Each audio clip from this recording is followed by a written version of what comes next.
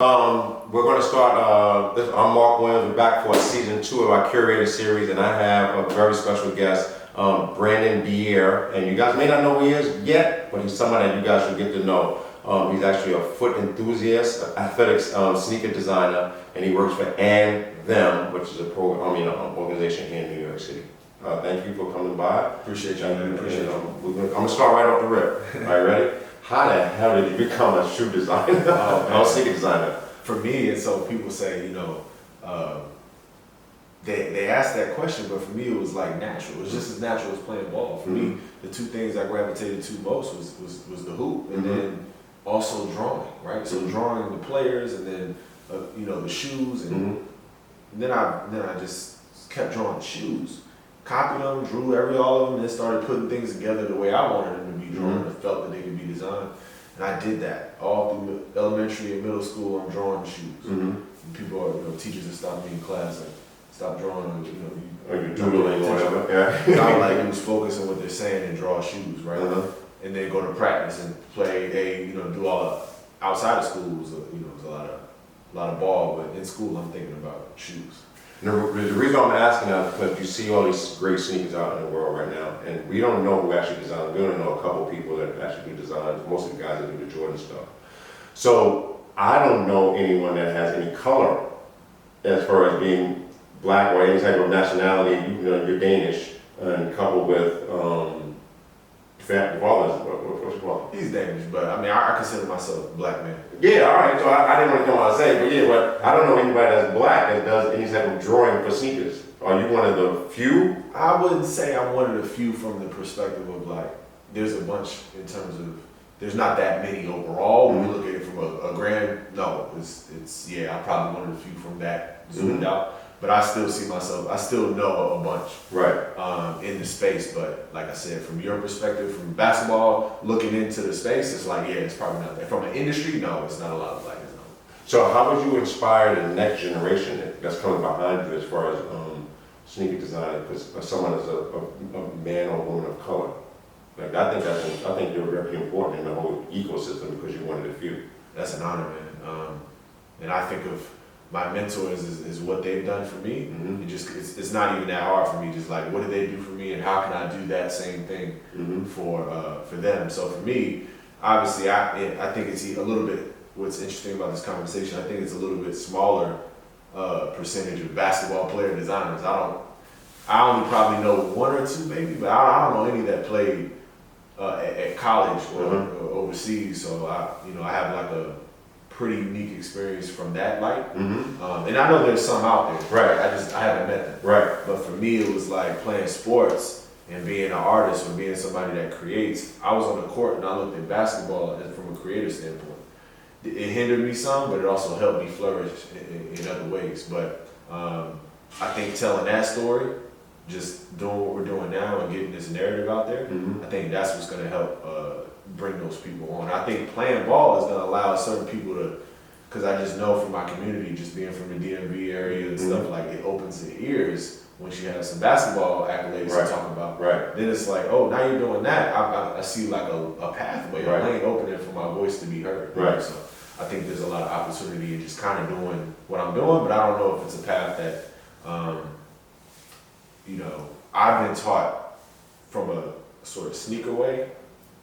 I think an athlete, it can, and I know some athletes, there's some at Adidas, there's some at Nike and stuff like that I've been able to meet personally and talk to. But yeah, I think it needs to be told. And so again, it's just with social media, with the internet, it's sort of allowing that to spread things out, but then also just being in the space, meeting people like yourself, important people in athletics alone, and in business to sort of. Yeah, I think no one knows that's like you mentioned. No one knows that path is available, and you're forging along and creating that path and just pushing through, which is outstanding. I ain't gonna lie to you, I think it's huge, to be honest. Thank you, man. I think it's huge. You mentioned that you're from the DMV area, and you migrated here to New York primarily because of the industry. As a basketball player, what did you find one of the best shoes that you've ever played in, liked as far as growing up, and then and how did it make your feet feel? Were you able to dunk? You felt like you were able to dunk like Mike? Because you mentioned earlier, like Mike video. What's that movie? Or Space Jam. What sneaker was the best one for you? For me, oh man. So I know we touched on this before, but Pre-production. I would have to say, I would have to say the 2K4s, the Hirachis, and the 2K5s. But I have to go with the 2K4s because those, man, I remember just playing AAU and having those. And I had to throw in the Mellow 1.5s in there as well. Shout out to Dwayne, but the 2K4s for me, they had the right amount of cushioning, they had the color, the blocking and everything. Was just, you could see it from far away, you knew what it was, and Kobe had them. Yeah. So the end. They felt good. They had the right fit. Everything you could like ask for was great. The only thing you have to maybe like undo the strap at some point and maybe cut that off after you played it. But other than that, the cushioning was just one-to-one fit. I did cut mine off. Yeah, because they start to. Yeah. Remember the jet flights? You remember jet flights? Yeah. Steve Nash wore them, like low top, and had like a little strap on. That was a good shoe too, which led me to my Kobe section. Like I had a Kobe section. Yeah, Steve Nash actually had some joints. Yeah. Him and Stack. Stack, yep. Had some good joints. So that was the one that you liked to play. You liked to play in, right? What was the best one that you liked to see that wasn't a basketball shoe? That wasn't a basketball shoe? That's a great question. Man, I probably have to say just because of the impact it had on my life, and then I think many others is the Air Force One. It's a basketball sneaker, but I mean it's classic. I mean it's almost one that I don't even need to talk about. Yeah, that's true. That for me was one that you had a pair of clean ones and a few pair, and you just kept those like to rock. Yeah. You going to practice, you got them. And then coming to New York at that time, I grew up in the 2000s. Like I was coming of age in the 2000s, so Air Force One was New York was like, that was it. We wanted to be like y'all. It was Timberlands and Air Force One, and that was it. That's all you needed. Timbs as well, the all black ones. Yeah. Okay, so now the design, the aspect of design, we see people that's designing sneak shoes. They're really aerodynamic, and there's a lot that goes into it, just not rubber and glue. What is the hardest thing as far as teaching the actual drawing of a shoe? Because I know you have like a lot of, it's a lot, man. I've seen some blueprints, and it's really a lot. How hard is it to really draw a shoe? To draw a shoe, well, initially it's different, so we want to break that down. Oh, so you obviously understand the shoe. Exactly. So when you think of a blueprint, that's at a later stage. You're working with a factory to give them specifications. So by that point, but what they don't tell you is you're going to need references. So I feel like footwear is one of the few industries and disciplines that you can look at something before and say, okay, this model had a toe shape like that. This did that in the foot. Sample size is size 9. For women's, it's like size 6. And at least or size 7 in most categories. Maybe it changes, that's at least my experience. So let's take the size 9 men's. You look at it. If I'm designing and I have certain specifications, you're gonna take that, and you could even send those to the factory, get certain basic measurements. And the last, which that's the plastic, a very dense plastic thing shaped like a foot. It's pretty much curved and formed like a foot. That's what they put in the shoes to wrap and stretch the material over and work off of. So that's a very technical process that is not taught. It's something that you almost have to be in the industry to learn. But fortunately for me, which I'll get into later, Dwayne Edwards, and now working with Jeff Henderson, but Dwayne Edwards and helped me understand some of these things. And he has a school that he just brings in aspiring designers that maybe are able to submit something that show potential. It's a chosen selected class, but there's a bunch of classes that do work with different brands. He's right there at Nike, Nike legend. But then there's a whole bunch of other guys in E. Scott Morris and a bunch of different designers. Wilson Smith, like these guys are some of the first black designers at Nike, and it's not just about color. Like there's several white designers. Like, it doesn't matter. Like a bunch of designers will come through that area in Portland, and you're just like getting a mass of information on how this thing could work. So for me, that happened right after I stopped playing ball. But back to the drawing of a shoe. So I knew how to draw it because I was always drawing it and practicing and looking at a lateral view. That's the side view, right? And then the medial is the inside view. So you kind of look at a shoe and you do it based off that. But I'm looking at magazines, slam magazines, drawing them from that. And so you get a basic way that you draw that shape and kind of like what a shoe is composed of. Overlays to, leather overlays, different synthetic use of material that they have in these different shoes. So I guess you're thinking about that. I wasn't really even thinking about materials. So you're just kind of looking at the aesthetic of it. And then with Dwayne, it's kind of like proportions. So the next level of drawing for me was like proportions. So while they look kind of nice, I was able to sketch and use my art skills to kind of make something that was pleasing to the eye. It wasn't something that the factory could do because the toe box wasn't there enough. The vamp, which is where the foot bends here, and you have your metatarsals, which is like, beneath your like foot pad. That's where you land. You got to know these things because you got to know where this. And for regular shoes, casual and this and that, you don't have to know. You don't have to go as in detail in biomechanics as some of these. So a dunk is going to be different. Nike does everything. All they do? They do it all. Also, like a Puma running shoe is going to be different than the mechanics of a Michael Jordan. Yes and no, but these companies, the bigger the company, the more they're going to bring in specialists to kind of rework those shoes. Gotcha. Because they're going to take their best technology is in basketball, or they're using something really good in basketball for something they can easily pull over it into a lifestyle category, so it's comfortable. Why not make the best product? Like a Zoom would go into a streetwear shoe. Yeah, they'll work that stuff. Now, smaller companies, and companies that maybe make dress shoes or make lifestyle shoes, like a Pro Keds or something like that, maybe it's not as considered, and it's really just about the use from a lifestyle, walking, basic biomechanics. Right. So again, all these things need to be considered for drawing a shoe. Maybe not necessarily like as in depth biomechanics, but you should know what the foot looks like so it fits in, and you kind of know what a shoe is and what a last looks like. Because these three things kind of go together. You got the actual foot, you have the last in terms of that's what manufactures a shoe, and then you have how shoes are actually built around that. So if you kind of understand how it is, then you know like the forefoot should bend here. You know how to draw that curve and make it line up. And some people draw the ankles real thin and the toe box is real thin because it looks good. That's not how you draw a shoe though. So there's a lot to it. You said that you learned that not necessarily during school, but more so after school. Is that correct? Yeah, pretty much everything came after school. I know before school, I came up in an era where Instagram wasn't really there. So for me in middle school and stuff, I mean, I was looking at slam magazines and soul collector magazines, and I was seeing that they had these contests and that, they had interviews of designers in slam magazines, slam kicks and stuff like that. I'm like, yo, who is Jason Petrie? Who is Jason Maynard? These guys are like legends to a degree. Jason Petrie designs all the LeBron line. Jason Maynard designed Chris Paul shoes, designed the Jeters, like a bunch of. But they had interviews. Jordan for the most part. Yeah, Jason Maynard worked for Jordan. So anyway, then I eventually got to Dwayne, so I knew who he was before I even attended his class. So it was interesting that they started to put that out there. So that's how I knew that it was a potential career path. And before that, I'm just drawing shoes. Right. So to see that, I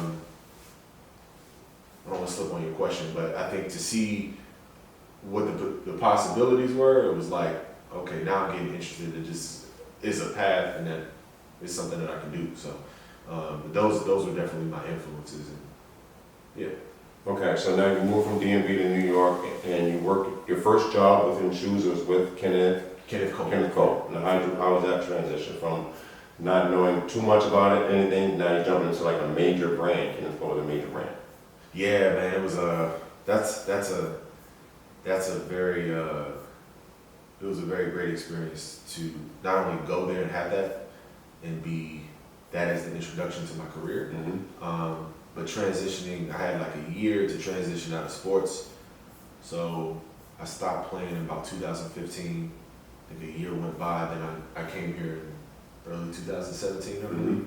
But yeah, it was interesting because basketball taught me so much, right? And I'll get into why that helped me. But going into footwear is very little to do with actual design discipline. It's very little to do with how well you can draw. That's just something that gets you the job, right? Being in the job in New York, in politics, and in business, and knowing how to deliver a product properly on time, and understand meetings and calendar, like these are all the things that you got to do. That was college. That's what prepared me, was waking up, the workouts, the steady attention to details, and the playbooks that you got to learn, watching film, getting your school taken care of. You had to deal with, it was a full-time job, and people don't, I guess now they're going to pay, they're going to start to pay attention to that, not only give these athletes some money, but I think that experience, that's what helped me actually get to my dream of working in there, because a portfolio will get you a look. And really, they're not even just looking at, they're trying to look at your thought process in your portfolio. So they want to see, yeah, you can make it look pretty and tell a story from consumer to the problems that you solve, which this is what I learned in pencil, how to properly put together a project. So you should probably have, 4 or 5, 6 projects minimum before you send a portfolio. Didn't know that. There's a lot of different things the industry is going to have, but they don't necessarily teach it to us in our schools or anything like that. Maybe in art schools they kind of prepare students for it. Industrial design. I didn't know industrial design was an actual discipline that you could get to design shoes until I was maybe a senior in college. And now I'm like, how do I figure this out? Because basketball for me is cool, but this I can do for like 30, 40 years. So until I retire, so I think that's key. I think athletes should be thinking about that. I always go home when I talk to kids and whenever I'm hooping, and what else are you interested in? Because you can always play ball. Ball will always be a part of your life. It's, a lot, I don't talk about it as much. It's interesting I'm talking with you now, but, with basketball, and I'll get into this at some point. I really want to delve in on this, but basketball is going to humble you at some point. At some point, there's going to be someone better. At some point, there's a level that's this and that, and eventually you're going to be like, you know what? Because I was like, I didn't go D1, I didn't do all this, but then I played D2, and then maybe I was like, I thought you were going to be player of the year, and all this stuff was going to happen again. And while I know I had some talent and I could play, everybody could play pretty much, and so you're dealing with that. But even then, I still did well. I got better, but now you're dealing with something else. So it was a journey. So basketball is a tool, right? So again, back to chemical. I wanted to kind of get back to that, wrap that up. But that's what helped me in the journey of getting there, right? And then making it through that, because it's really it's a competition. But if you compete with yourself, I think you'll never lose, and you understand respect. Right, and that's something you learn from basketball. You mentioned from basketball, the competition stuff. So if you see somebody put up some ill pictures, like, oh shit, I need to step my game up, and that's the end of basketball, you coming out. Exactly. Right. But then again, there's a lot of people posting on Instagram, and even me now, I'm like, oh snap, they got this, they got the samples and all this stuff. Now it's like, it's basketball terms, like this guy got a sample out, he's working for this company, and sometimes even social media gets you, because maybe I'm not there yet, so it taps into insecurities. But for me, you always gotta humble yourself, keep working. Like what worked in basketball, humble yourself, keep working, and understand that maybe you're a D2 player, maybe you're D3, maybe you're D1, whatever that may be. Low. Where are you, and how do you want to move above? How can you? And I look at some of the mistakes I made playing basketball, and you try to. So everything is still through the lens of an athlete. And I think Jeff, we have team meetings and stuff like that, and I'm always making basketball comparisons, because me and some of my best friends, they play ball too. One of them was our point guard, which really good point guard. He had that CP kind of vision, but we just break everything down in terms of the details and stuff that maybe we didn't get right then, but we can get them right in life, and in design. So I look at a lot of that. So yeah, that's kind of. I got you. I understand 1,000%. Actually, we have another program where we talk about players after basketball, because at some point, like you mentioned, the ball's gonna stop, and what's left? LeBron is gonna stop for LeBron. Luckily, he has a conglomerate behind him, so he'll be all right. But the regular people that's not on that level, what's gonna happen after that? How are you preparing yourself for that after? And there's a lot of people that struggle with that. Oh man, They struggle. first you got to be ready for it's the end of a relationship, so you got to be ready for that mentally, emotionally, you know, and that's going to be huge, and that's for anybody. I don't care if you're in high school, you play JV and now it's over. Yeah, it's not going to be and the further you keep going, actually, the harder it gets. is. So going overseas, I'm actually fortunate that I'm like, yo, what about some of these guys in the league? It's like, cause I look at guys in the league that's like, all right, you know,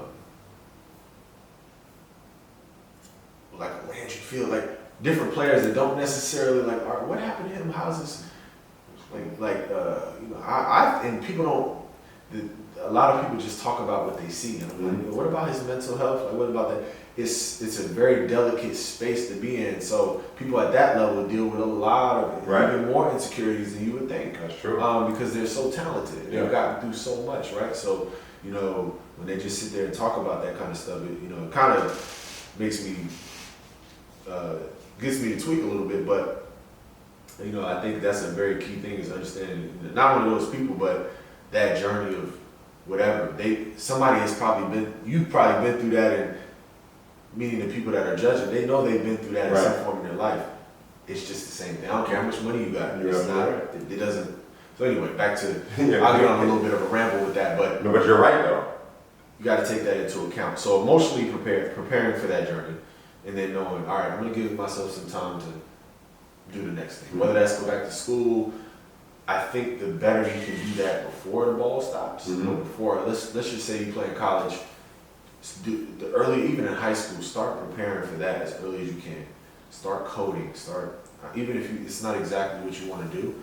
Start looking at school as not only a place that you need to go be fed knowledge, but as a place where now you can open up, wake up, and say, I need to get from these teachers, I need to get from this program, what can I do? Because I'm not going to tell you, but you could, instead of take workshop, maybe you could take programming, and you could be a great video game animator and do NBA 2K and, you know, and work with a video game that does basketball, or maybe you can be a great photographer and go into photography and work like that. I mean, John, he was, he would talk about that as well. He was one of those guys that clearly knew that he had it was basketball and other things. So it's not that you have to ever think that basketball is like you're taking away from that just because you have something else. No, you have. It's not like that. Yeah, I always say there's only 10 people on the court, but there's 1,000 jobs surrounding those 10 people. There's a front office person, there's a concession stand person, there's somebody doing pictures, there's somebody doing video, there's somebody upstairs doing the video chop-ups, there's somebody doing synergy as far as the breakdowns are concerned. There's 1,000 jobs based upon those 10, 12, 15, 30 people on the court. There's assistant coaches, player development, there's skills instructors, there's a lot of jobs attached to basketball, after basketball, that people can get into. But they can start preparing, like you mentioned, now. Start getting ready for that. So, segue, Kenneth Cole. What's next? How did you get into where you are at ANDTHEM now? How did you get there now? So that's interesting. There was a little bit of an in-between step, and then a little hiccup called coronavirus that happened. That was just last year. So I took another job. It was offering me more money. I think it was. So rewind a little bit. Kenneth Cole gave me the chance to go to China frequently. So I was able to get into the factories. I was able to get my hand on product. I was able to see the last maker. Those are the people that deal with it. And there's several different jobs. There's, I don't know the exact number, hundreds of jobs in those factories. Different jobs. Flipping over. So the upper, there's just loose uppers, and they're working to stitch together the tongue to another piece, and there's another, then they pass it to another person, and they're cutting the leather and dyeing the leather, and even before that, there's people that take it from the tanneries and prepare it just to be able to be cut. Like, to see that process in the factory, that to me, I think any footwear designer should see that, how the shoe is made. And if they can't get to a factory, whether it's some opportunity in the States where if they don't have that, cut a shoe open. That was some advice I got from early on, but cut a shoe open, see what's inside of it. And the more shoes you start to cut up and the more stuff that you start to see how that's made. But the factory, you can see how they put the glue on the bottom to put that to the outsole. So the outsole, that EVA rubber piece on the bottom, is mostly constructed of EVA that gives you the cushion, and then there's a rubber on the bottom for traction. That's what grips the surface. But to see how the rubber gets put on, and then just to even work and design an outsole is a whole process. We call it molds, mold design, tooling design. So that's a mold that's $1,000 at minimum that a company is going to put money in for you to open up. And so that mold, you'll see like a lot of shoes use the same outsole sometimes. Those molds cost money, so they're going to utilize. So it's just to think business, right? We'll get into that. They're going to use a lot of uppers to put on, maximize that tooling that they spent, right? Right. As a business, you got to understand footwear is a business, and for me, it was like the art. You can always take care of that. It's easy. That's just making your layups, right? That's just you shooting an open shot. If you're sketching, how many of those are you getting up? Are you on websites looking at what type of product is out there? You're doing market research, doing all that homework, right? That I just do in my spare time. That's what I love to do. So I don't really stop doing this. It's not like a job. It's kind of like ball. It's not like a job. Right. I think I've had many jobs in my life. I'm fortunate for that. But again, how that shoe is put together is important to understand that. So Kenneth Cole had me over there in the factories, and I got some responsibility put on me where I had to like work with teams, work with marketing. What do they need? Now you're dealing with emails and correspondence, and you got to know how to write that and work with people. So again, back to basketball, that's what led to a lot of efficiency in that area. And then, I was able to get a lot of experience and talk with Kenneth Cole himself. Like, what does he want? What does the brand and marketing want? And then what do the trends say? Because you can't, some companies just follow trend.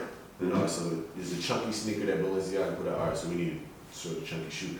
But you got to make that fit the brand. What is the brand language? What's their heritage? Do you know what that brand was built on? You got to incorporate that because that's you. So if it's me as Brandon, it needs to be some part of it. If I'm the brand that's me, no pun, it's like some part of me should be included in that, right? So you got to know that about the brand. You got to sink yourself into what they do, what they have done, archive-wise. So there's all these things. Kenneth Cole gave me so much, and then I was able to take that. I wasn't making very much money, but they gave me that experience, and I think that's key. That's why I said all that, was because it's important for especially kids coming out of college and coming into a fresh experience. If you want to do something, you got to understand that just like ball, it's not going to happen overnight. Right. You're not just going to start overnight. You got to be putting in that work. You got to be. And I don't like the word sacrifice because you shouldn't have to sacrifice. It should be what you want to do, but it's a sacrifice. In the end, it is a sacrifice. You're gonna have to like just make sure you put in those hours to like do what you want to do the things that you know is gonna get you better. Then over time, work for this job. Go take a marketing, because whatever you do, think about it as that job. Working at Subway for me after college, I played overseas. I was the local Subway. I worked there for a few months before I went to. It was great. It just helped get me in the spin of like how to work for a business. Right. Don't not take a job, like always in your mind, know where you want to go, at least if you don't know the specific job or what it is, have a picture in your mind of what the feeling may be of what you want to do. Right. Whatever evidence you have, take that and use that as a clue to the next phase. I don't know if you read the book, The Alchemist. Take that clue to the next phase, the next phase, and then, oh snap, now I'm working with kids and now I'm coaching. Like you just never know. You don't know. So again, that was big on that. Now I get to Steve Madden, which is a very big brand. But I worked on the men's side. So shoes or still footwear. Gotcha. Yeah. So it's pretty much similar footwear. It was like casual and dress shoes, and same thing. Was ready to bring some new ideas. Corona hit, which I think I tend to look at things as a blessing because I had met Jeff. I've already he was like a mentor of mine who I met actually from Dwayne, and I was in New York. Jeff was in New York. He was at Kohan, had big success at Kohan and Nike, and obviously so. Again, and then being able to work with his team and a team that he put together, I'm pretty much coming in as he's forming the team, which is now ANDTHEM. But he's had that for a while. But then we actually got our team together. Right. So now I'm really working for them. I'm working on basketball product. That was my dream always as a kid, to design basketball shoes. So I'm getting my spins on that.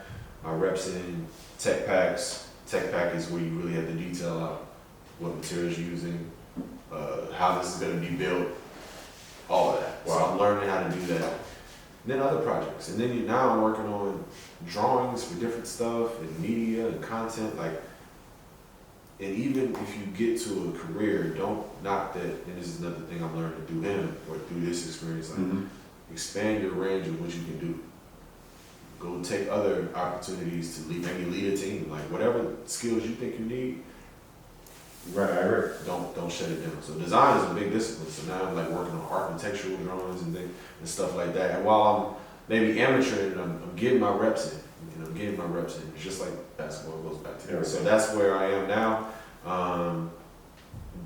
Also was able to do some consulting, working for myself through this year, which has been pretty cool too. Like I never thought I would have that put on me so early, but Corona, man, it is always it's a blessing, yeah. Which led me, that's how actually I found you. John Lopez, someone that near and dear to my heart, helped me out as far as finding other talent. Because I'm using this as a platform to have people that are involved in basketball, but not really involved in basketball to a certain extent. Like they're not really specifically speaking about basketball. You're talking about using basketball as a tool to grow into different areas. Yes. But I can just get any random basketball player off the street and talk to them about that. But everybody knows that path. I'm gonna get someone that's a different path. Like your path is off the beaten path. Like no one's really doing your path. Like I'm still flabbergasted. Like I'm with somebody that's designed sneakers. Like that's crazy to me. Like I've never. You talking about outsole and medial and what the fuck is that? Like, that's to me, it's like coming up the street. You know what that is? She said, no, like nobody knows. And they play sports. She played softball. She played basketball. Like no, you said it's like coming off the screen. To me, that language of that, I get very technical and nerdy about it, but it's the same like when you listen to LeBron talk about the game. Right.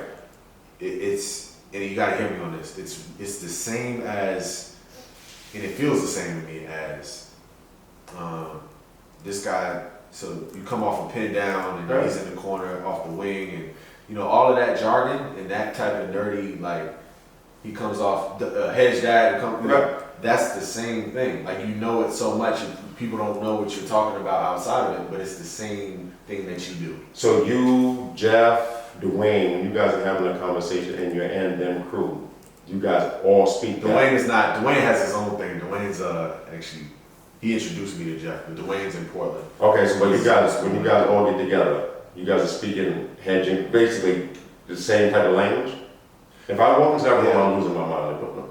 You'll lose your mind in pockets. They know, and here's the thing: they know how to assess their audience, and they know even in meetings I'm watching. It's like they know how to pull back out of a. John is very interesting. John, the way he talks about photography he talks about basketball and photography the same way, but it's so detailed and so. We just had a seminar on photography last night on editing, and I'm just sitting in there learning because with the content creation team within ANDTHEM. And it's just like, same thing. The lighting is like, and I'm like, I'm getting lost. So then that's like, I get what you're saying. I know the feeling. But yeah, if I'm sitting talking with them, some of the things you'll understand because it's high level, and then we'll zoom in really quickly, and it's like tooling and all of that type of stuff. That where are the lugs placed? Are they? What is about your gate cycle? Okay, I got that. I know what that is. When you toe off, and the ride of a certain shoe that's running, and you talk basketball, lateral traction, your medial is okay. I know that. All that stuff. It really, you just know how to talk product, and then it's like zoom out, zoom in type of thing. No, I understand. And it's like if I'm sitting in a conversation with somebody that does soccer, trains for soccer, I'm like, exactly same thing. I don't know. So now you're currently at ANDTHEM. What's next for you as far as the progression in your professional development, and then what do you aspire to be? You trying to knock off Tinker as like the all-time greatest of all time? Coming for you, man. That's what's crazy, man. Even Jeff, the guy I work for, or he would say work with, he has us all in there. My team, the people I work with are very talented as well. We all learn from each other. So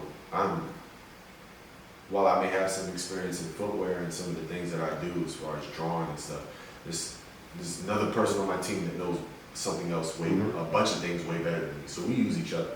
And I think that's one of the things of the brand as well. any brand. There's somebody that's going to be doing something better than you. You should never just rely on your own information. Right, I agree. Right? If you got a teammate that can do this. Another thing that I'm like, you should never try to score like you got a team and a lot of them are better than you at what they do. So that's one thing. Stay humble in this, and again, another basketball parallel. very, very much that way. And I say for the next, how this is going to lead me to the next space, man. I'm just growing. I'm doing interviews. I'm getting the message out. I'm working on myself and my own brand.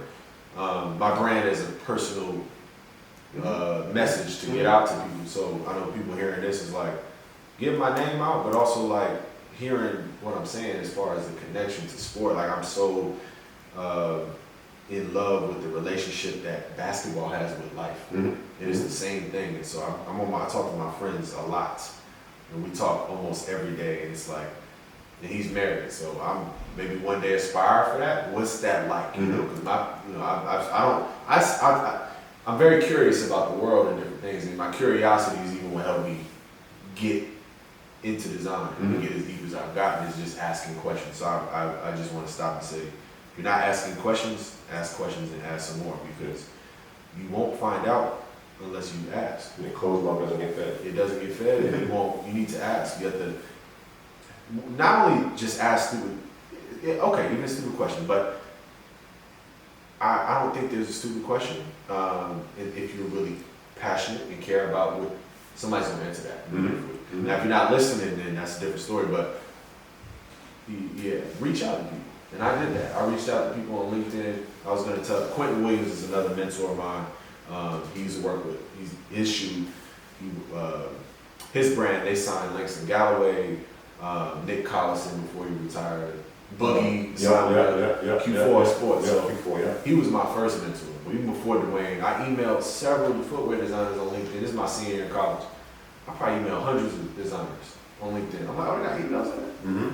So, and that's the crazy thing about the web. I'm like, oh, they got emails. So I'm just going to send them one long email, change the names, and then crafted it to who I was sending it to. I'm like, yo, they got to hear me. Did you attach any of your portfolio to it, or you just sent it like a link? I didn't even have a portfolio at the time because I was so bad. Like, my CAD work and all that stuff was so bad, I didn't even have a portfolio. I just wanted to ask maybe how to get there. It wasn't like put me on. Nope, it was how can I put some steps together to get me there. So if it's like basketball, you know, what type of drills could I work on if I want to have a better handle? Or put myself, you know, where should I work out or what should I work on to maybe position myself to get in front of some coaches that maybe the same type of deal like that. Great problem. Exactly. So it's like, and I wish I had known the political side of basketball early too. I'd say learning that is key too. But yeah, it was kind of back to what we're saying is what are we talking about? But hold on, before we get to that, what you did as far as the LinkedIn is tremendous, and what we're doing now is probably jumping ahead of that, because now people get to see you personally and understand the path that you went through. Again, something completely different than rarely people are doing. And rarely people are using LinkedIn to a certain extent to get their name out there as far as spreading the word on what they're doing. So the fact that you did the LinkedIn thing, you probably did the IG DM also a little to a certain extent. IG wasn't like what it was. But this was 2000. When it started, 2013? Yeah, so what did you do, Twitter? You hit somebody on Twitter or something? You hit somebody on some type of social media? I did not, it was just really? These people were not on that. These people with these elevated career jobs that I knew had some knowledge. And so you knew who had the knowledge, right? And you're looking on, so YouTube was a big thing. Some of these designers like Quentin would have videos showing how they photoshopped and started to render. So I had learned how to use Photoshop really from him just putting up stuff. So his, you know, just, again, another black designer, brilliant designer, like, put stuff out for free. You know what I'm saying? And then a lot of people was able to look at his videos and, oh, that's how you render. He would talk through it. And so there's a few people like that with their greatness, and they inspire me. And he talked about it. It's a ripple. The Waynes, it's like a wave that he inspired. We talk often.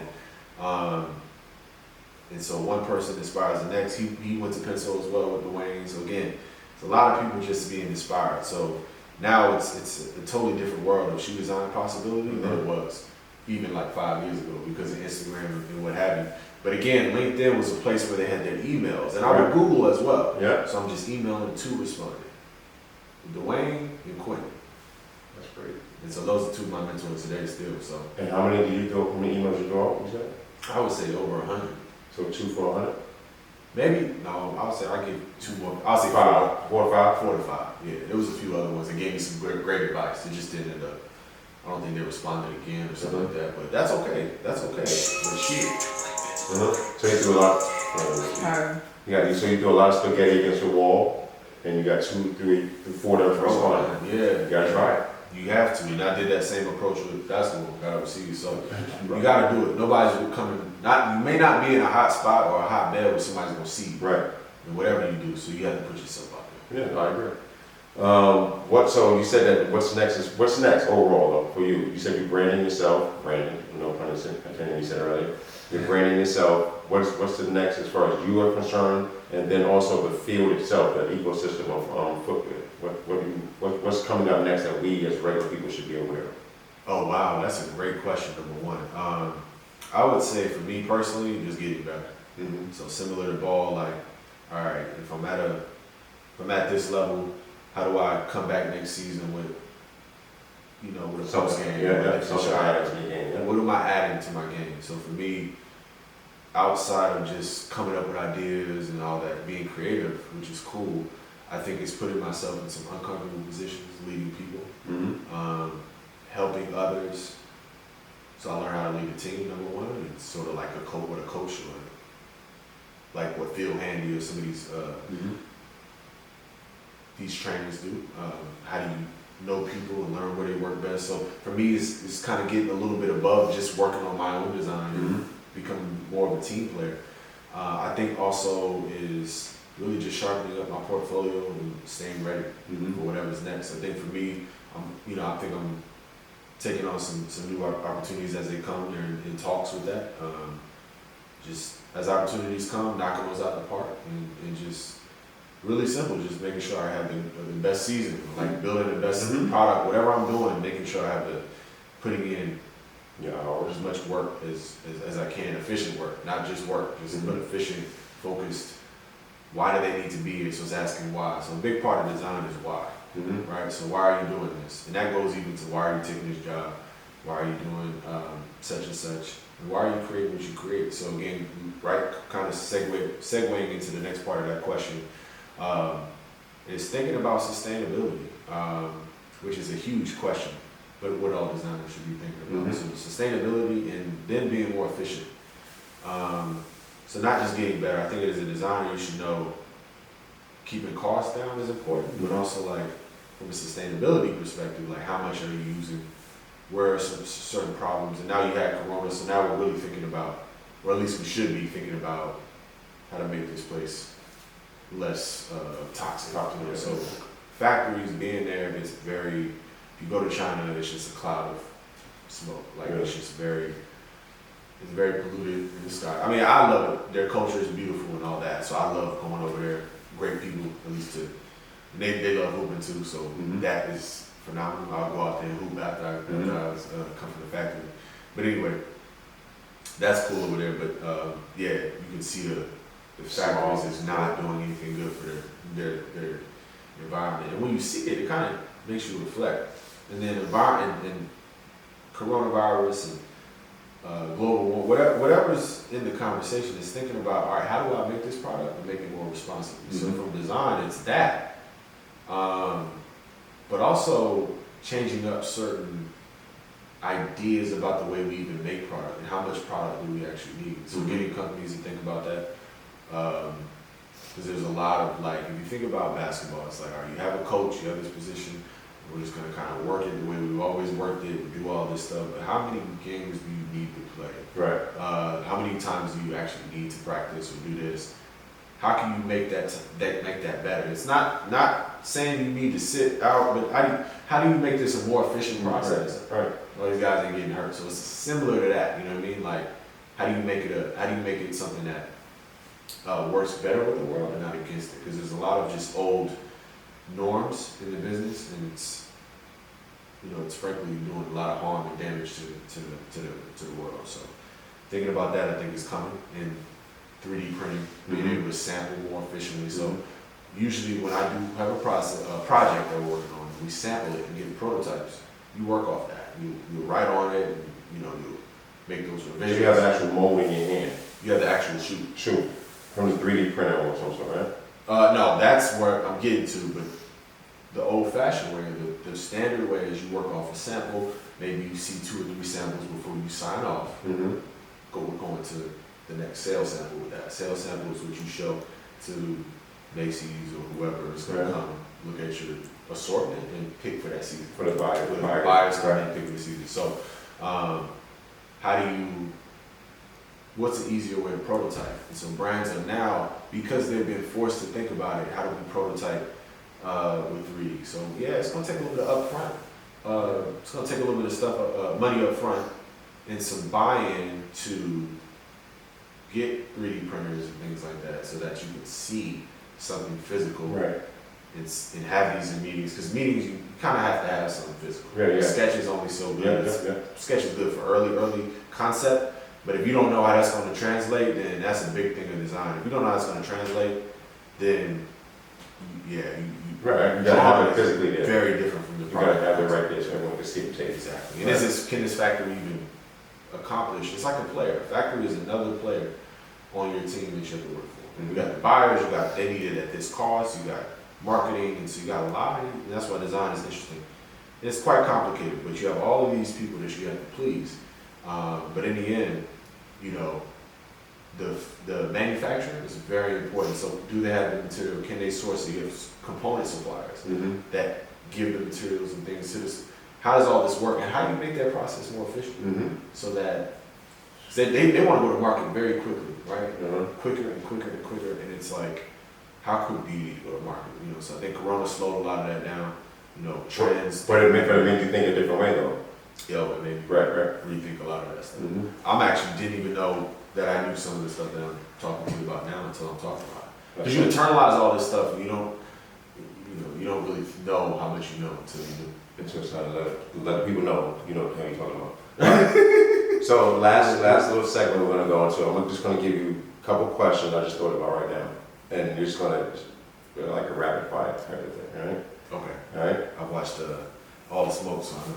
Oh, they do it too? I haven't watched any of the basketball shoe line, signature line. Jordan. Oh no. I probably have to say, it has to be Michael Jordan. Okay. All right. Best. And Kobe. Come on, you see with the and. You just added the and them. I had to. Okay. I would say Kobe's the best performance basketball. I would say Jordan's the best heritage legend. Great. Streetwear. That's fair. I like that. Best baseball signatures. That was easy for me. The best baseball, that's the Griffiths. Okay. Best. Best. Fire. You like weird, that was regular. Although Jeter had a good one too though. Jeter had a good one. Jason Maiden actually had a good one. Football signature. Football. I say Mike Vick. Shout out to E. Scott. E. Scott was another mentor of mine, and he did a lot of the Michael Vick shoes. So. He had a knockoff Air Force One though. The first one looked like an Air Force One with chunky heel. I still have them actually. And not the one with the one strap that went across. Yeah, that one. Those are fire. Yeah, I like that one. It's iconic. Yeah, those are iconic. And then another one, black and red, that was kind of fire too. This one's tough. Soccer line. Soccer line. You know what? I might have to give it to Adidas on soccer. I think they got a great cleat. Yeah, for soccer. Yeah, I agree. Although that Kobe Mercury or something like that. Those are the best lines. I like the whole line. I won't pick out one. I'm not too into I'm not too knowledgeable about the exact names, but I know that line is really cool. And they have really good. I like the way they have like a one-to-one glove-like fit on their feet, and the outsole is very small. This small piece of TPU or plastic that went with these nubs, and it just seems to work very well for them. So it's not a lot of material, but it works. No, the colorway was perfect. Oh, the colorway. They have all the prints and the graphics. That was a good one. And the media was like a different color inside. Yeah. They do the two-tone stuff. Yeah. Okay. It tells a story. Last question. you can't really say this, but top 5 designers that you looked up to growing up. Growing up, I would say Tinker Hatfield, Dwayne Edwards, Jason Petrie, Jason Maiden, and Robbie Fuller. When he designs a lot of Derrick Rose shoes, early D Rose. Or you know what? And a lot of the other ones I didn't know until later. I think I knew who Wilson Smith was. He was one of those legends. But those are the ones that I knew because they were in the magazine. Yeah, see, that's how I know too. That's the problem I was having. Like, who designed this sneaker? Like, who did this? Like, who did that? So again, Dwayne designed the Mellows, the 1.5. Mellows my favorite player. Good shoe. My favorite player. Mm-hmm. Since after Iverson, it was like Melo came to the league. Oh, I love him and Bron. But Melo's my favorite player. And yeah, I was like, who did? And Dwayne designed him. And I was like, because I saw the sketch, and he designed an 18.5 or something like that. Yeah, those were some of my favorite shoes. So then the 5.5s, I was like, yeah, he did those as well. So I'm like, yo, he was like he was probably one of my favorite. And I wasn't a big Jordan brand sneaker guy. Like when he had the Mellows, he had the CP3s. I was like, yeah, they cool. Yeah, they cool. With that 5.5 was a good shoe. Yeah, I heard the commercial and everything. That was a good shoe. That was a really good shoe. Being from Maryland, you played against a Baltimore team, so it was kind of like, it was near home, it was near home. You guys not are from there, but. You guys are claiming Melo at the DMV area? They do. Melo, they claim more Will Barton. Will Barton's like, he's Mr. Baltimore, right? Yeah, okay. Melo's born in New York, you know that. Melo, I think New York actually claims Melo. Yeah, we do. Baltimore claim him, but Melo, I think New York actually claims Melo. Yeah, we do. Because I'm like, yo, I love Melo, but it's a lot of people up here that do too. Yeah, I agree with that. All right, anything you want to add as far as letting the people know exactly what you do and what you're planning as far as doing in the future? Like letting the world know that you're coming and you're on the watch for Coming For You? Yeah, for sure.